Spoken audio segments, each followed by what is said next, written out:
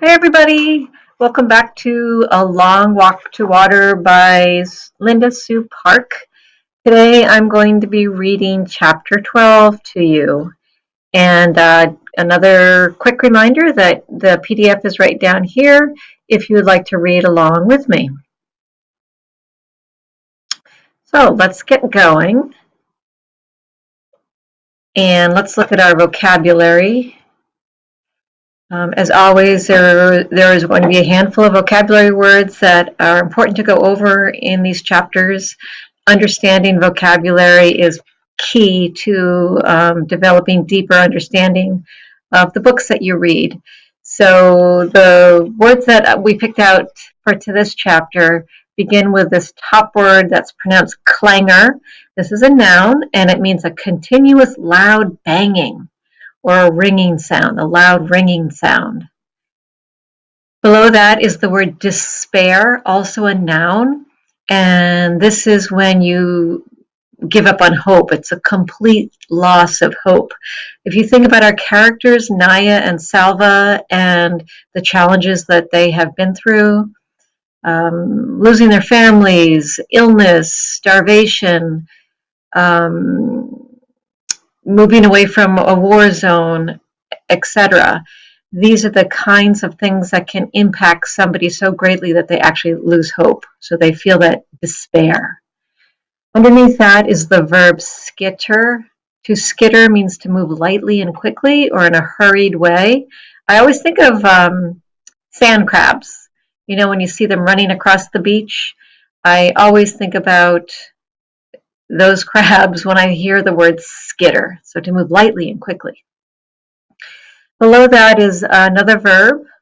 The word is operate. We know that as, when one has surgery, another word for surgery is operate, but it also has another meaning, and the meaning is used in this chapter, refers to being in control of something, like a function or a business or a process. If I operate a business, I'm in control of that business. People often use the word operate when they're referring to operating perhaps a vehicle, a car, a truck, or maybe a tool, like a power tool. I'm operating this power tool in order to fix up my house. Underneath that is the noun surge. Oops, sorry about that. Surge is a sudden, powerful forward or upward movement. So a surge means to go up, like a wave might surge up. And another noun underneath that is torrent. Torrent is a sudden, violent, fast-moving stream of water. When I think about the word torrent, I think about some of these hard rains we have in New England, like the what we call a nor'easter, when it rains and the wind is really so gusty that it actually makes the rain almost difficult to see through, and sometimes it rains horizontally. It's so hard and powerful, we call it a torrent. So something that's very violent and sudden stream of water might be like a New England nor'easter. And finally, at the bottom, merciless is an adjective, and that's just when you show no pity or mercy towards someone. Maybe something that you did that was very heartless or hard or mean, you just show no pity toward that. Also, keep in mind that some of the words that I have here that are written for the present tense, they may be written differently in a chapter. So, for example, if we go back to skitter, I have that as a present tense verb. I think in the chapter they use the past tense, ed, skittered. So something that's skittered is the past tense. Also, I believe torrent, they added an S to it, which means, of course, more than one. All right. So let's move on. So in this chapter, we begin with Southern Sudan again in 2009, and this is from Naya's perspective. Take a look at this machinery. Take a look at how tall and long it is. and think about why the author started the chapter with an iron giraffe, a red giraffe that made very loud noises. The giraffe was a tall drill that had been brought to the village by two men who had visited earlier. They had returned with a crew of 10 more men and two trucks, one hauling the giraffe drill along with other mysterious equipment, and the other loaded with plastic pipe. Meanwhile, the land was still being cleared. So if you look at that huge drill, it's kind of no wonder that they call it an iron giraffe. You look at the neck of the drill, it's very reminiscent of a giraffe's neck.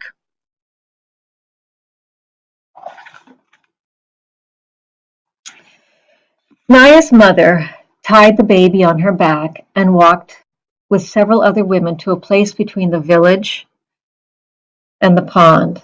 They collected piles of rocks and stones and tied them up into bundles using sturdy cloth. They balanced the bundles on their heads, walked back to the drilling site, and emptied the rocks onto the ground. Other villagers, using tools borrowed from the visitors, pounded the rocks to break them up into gravel. Many loads of gravel would be needed. Naya didn't know why. The piles of gravel grew larger each day. The clangor of machinery and hammer greeted Naya each time she returned from the pond.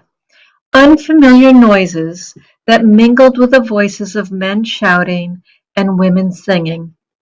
It was the sound of people working hard together, but it did not sound at all like water.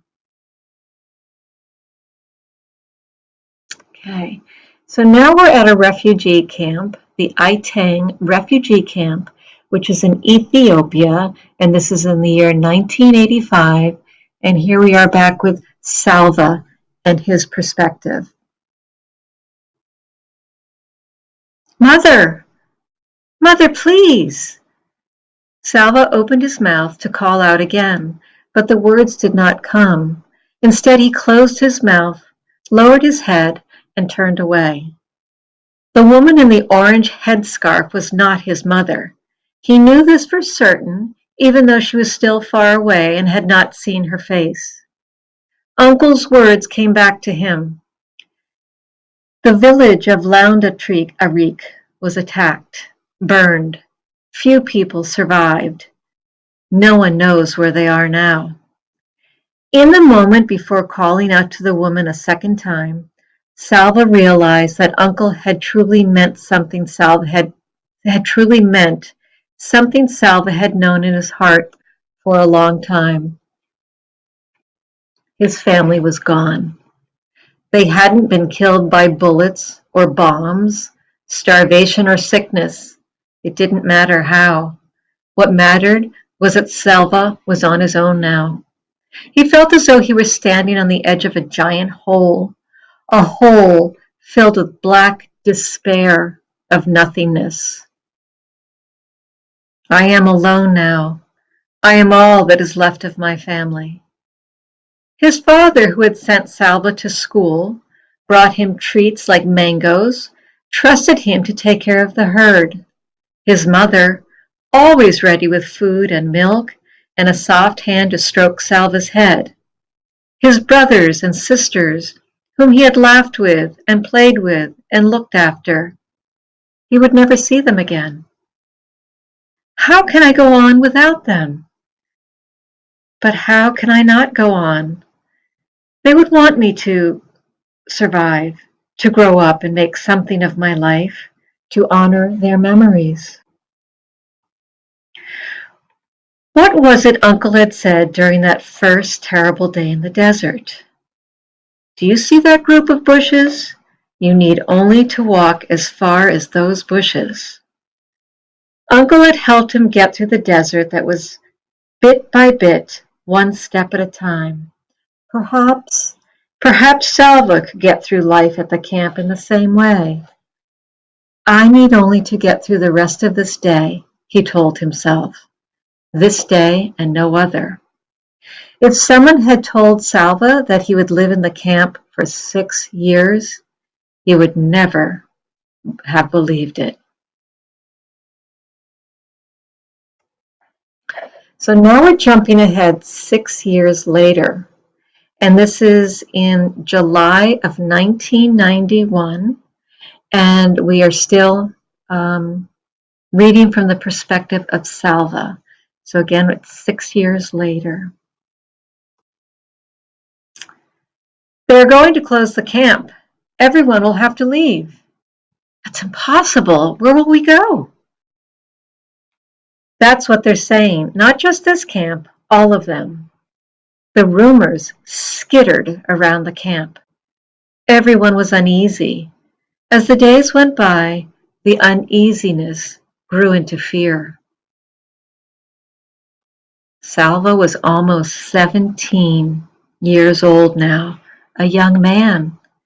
He tried to learn what he could about the rumors by talking to the aid workers in the camp. They told him that the Ethiopian government was near collapse. The refugee camps were run by foreign aid groups, but it was the government that permitted them to operate. If the government fell, what would the new rulers do about the camps? When the question was answered, no one was ready. One rainy morning, as Salva walked toward the school tent, long lines of trucks were arriving. Masses of armed soldiers poured out of the trucks and ordered everyone to leave. The orders were not just to leave the camp, but to leave Ethiopia. Immediately there was chaos. It was as if the people ceased to be people and instead became an enormous herd of panicked, stampeding, two-legged creatures. Salva was caught up in the surge. His feet barely touched the ground as he was swept along by the crowd of thousands of people running and screaming. The rain, which was falling in torrents, added to the uproar. The soldiers fired their guns into the air and chased the people away from the camp. But once they were beyond the area surrounding the camp, the soldiers continued to drive them onward, shouting and shooting. As he dashed ahead, Salva heard snatches of talk. The river. They're chasing us towards the river. Salva knew which river they meant, the Gilo River, which was along the border between Ethiopia and Sudan. They're driving us back to Sudan, Salva thought. They will force us to cross the river. It was the rainy season, swollen by the rains. The Gilo's current would be merciless. The Gilo was well known for something else too, crocodiles. So that brings us to the end of chapter 12, which is pretty amazing that here we are, our main characters are in yet another challenge, being forced out of the refugee camps, going back to the river. What's going to happen? We've got crocodiles to think about. So stay tuned for tomorrow's reading, chapter 13. I hope you enjoyed chapter 12. Talk to you soon. Bye-bye.